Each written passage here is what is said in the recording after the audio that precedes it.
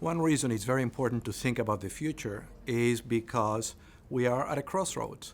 There is a future that is possible if we remain on autopilot, and there is a future that we could build if we are intentional and we take the necessary steps to build that future. With respect, for example, to climate change, it is evident that on autopilot, we are on a path to destruction of a significant amount of life on the planet.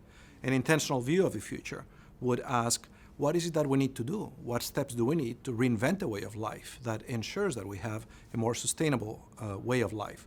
And the same thing could be said for governance, could be said for human rights, could be said for the acceptance and the understanding of cultural diversity as a source of strength and of creativity in societies.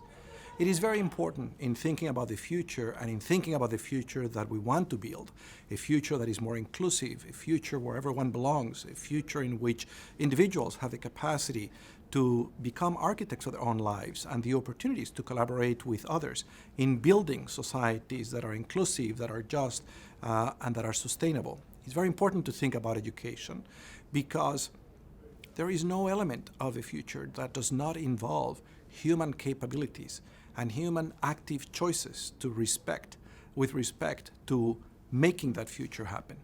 And so when we think about education broadly, school-based education as well as education for the adults and in the workplace, there is much that thinking about the future requires us to rethink in education. Over the last almost 8 decades, the world has experienced a remarkable transformation. 8 decades ago, when UNESCO was built, the majority of the world's population did not have the opportunity to set foot in a school. And today, most humans have not only set foot in a school, they have spent a considerable part of their lives in schools. And that didn't happen by accident. It happened because the intentional choices made in including education as a right in the Universal Declaration and in building this house, which is UNESCO, that advanced through several forms of cooperation the achievement of that world. It is very important now to build on that legacy, on the legacy of the architecture, the schooling architecture that has been built, the educational architecture, and to repurpose that architecture to provide every person on this planet the skills, the dispositions, the ethics that would help us make the right choices about the future, that would help us live in ways that build a world in which every person belongs, has their basic rights respected, and in which we can collaborate with others to building a world that is sustainable. History. UNESCO has thrice engaged in very important exercises designed to imagine what kind of education for a better future. It did that first when it published in 1972 the first report titled Learning to Be, about what kind of education for a world that was changing very rapidly. And a key message of that report was we had to prepare people to learn throughout lives.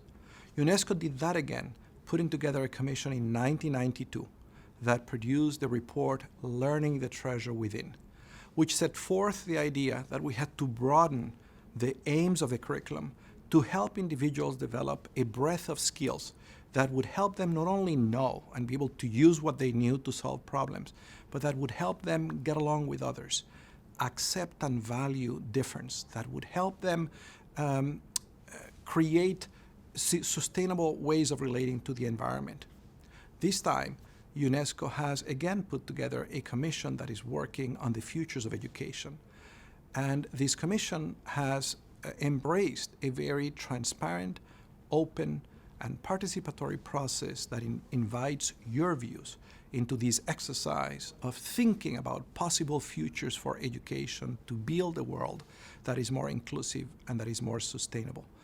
There are 3 platforms that have been created to make it possible for each and every one of you to take a moment and think about what are the challenges that humanity faces that education could help address. How is it that education could respond to addressing those challenges?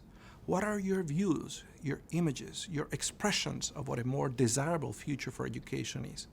We invite you to take the time to participate, to be part of this process, to be part of a process that we want to be inclusive, because the task of building a better architecture of education, one that actually empowers every student to become architects of their own lives and contributing members of which they are a part, is a task that requires all of us to collaborate. I look forward to your contributions.